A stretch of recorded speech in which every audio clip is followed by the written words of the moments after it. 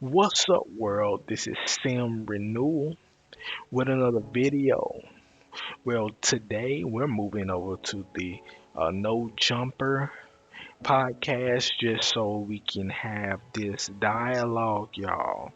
And it's pretty interesting because let's just listen to it and then I give my response. Let's get into it. I never really saw horrible decisions.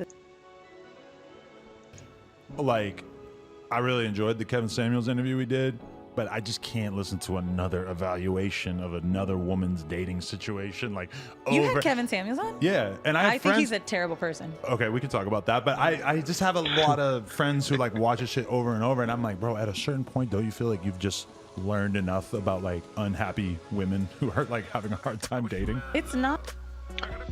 And that's true. Um, Kevin Samuels is doing some good work. Yeah, that repetitive thought and hearing of his demographic and what he has to do, it does. He's doing a lot of good work, but just the continuous listening to the same over and over and over is, yeah, eh, eh, we know it. It's true. Yet that does. And I'm not saying stop anything that Kevin Samuels doing. Keep going, brother. Like, if the clips at first to me, like, they were jarring to see, but like building a brand on shitting on black girls, like, I don't like that. You really think that's what it is, though? 100%. I think some of the advice has been, Not. I would say conducive, but like for the most part, like, no, your most viral and salacious shit is really talking about women badly. Right. And like, I don't like that. Like, But don't you think that like the women that he's shitting on, like they deserve it? no, Really? no, I don't. I think like the Before he continues, oh man. Well, if you look at majority of the Kevin Samuel, I said that so wrong. Kevin Samuels shows and what he continuously does, he's literally allowing for the people of the demographic, which is mainly African American, yet let the women who is fitting the mold of what he's talking against to call into the show. It's not like he's purposely saying, hey, I only want the bad women. Yet, what he's doing is allowing for anybody that he's projecting his message out to say, if you have a disagreement with me, call me. Because everybody else who does not have that disagreement is not calling in. They may be watching, but they're not calling in. They're maybe in the comments, but they're not calling in because these people who are fighting in this, really in this entire manosphere area, women that actually argue many of these points.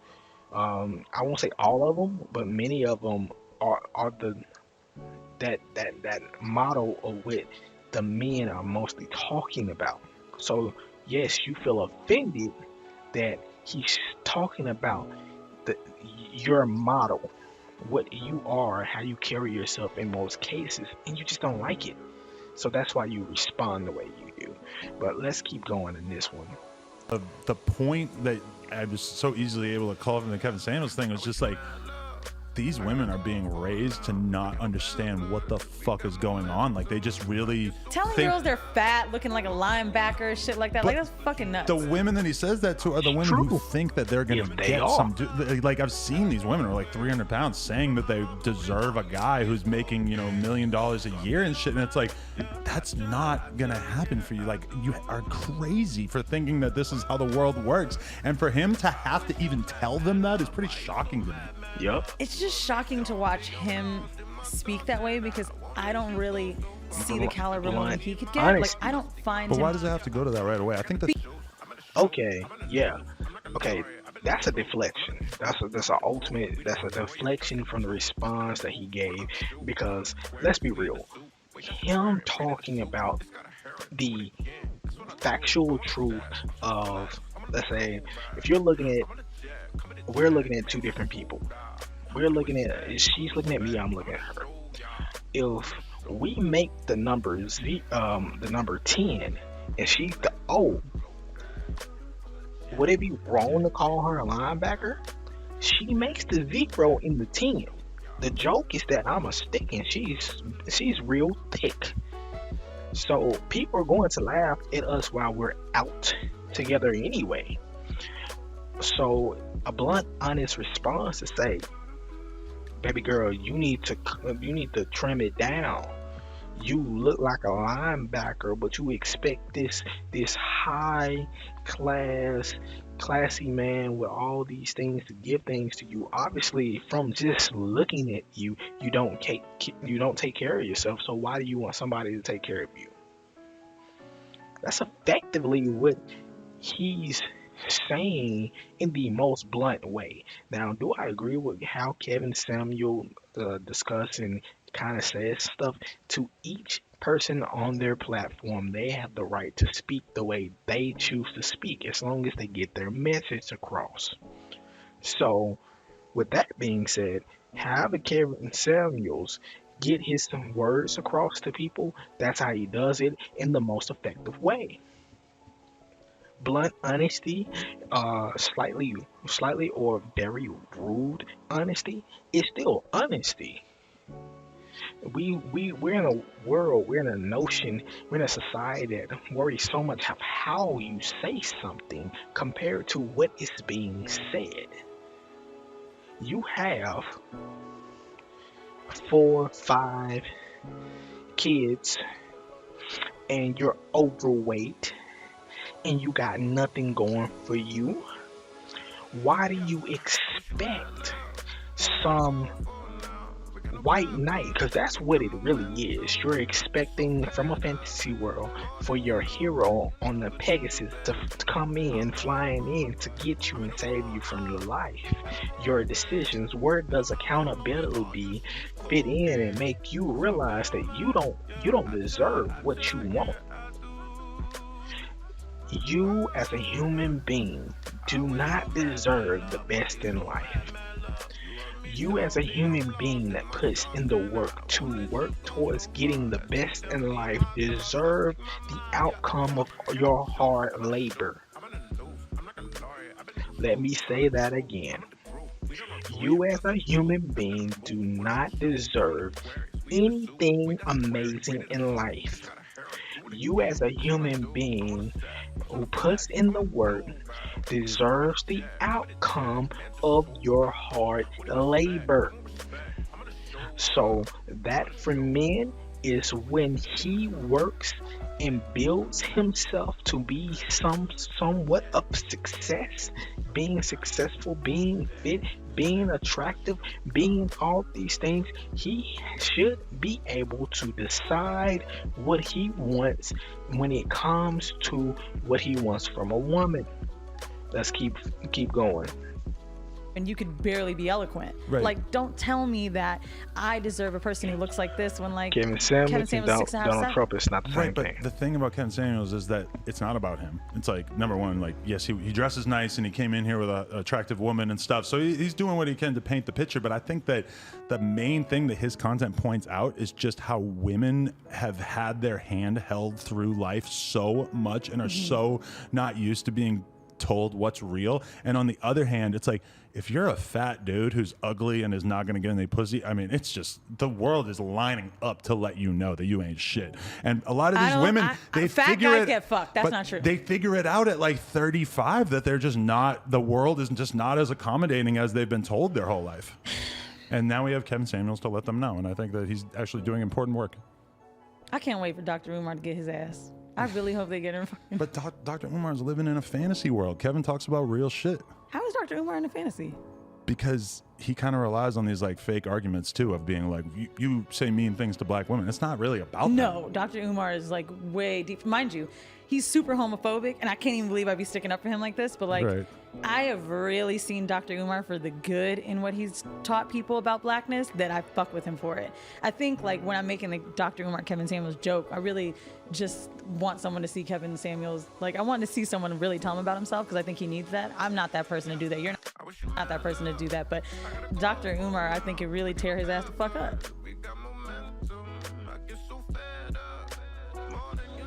Oh, okay. See, it was interesting what she said towards the end. I put in the description the full video right there. But what she said at the end was, "Hey, I I jive with this guy who I normally don't stick up for, yet I do jive with him when it comes to this point, due to the fact that I think he can actually give Kevin Samuels a run for his money."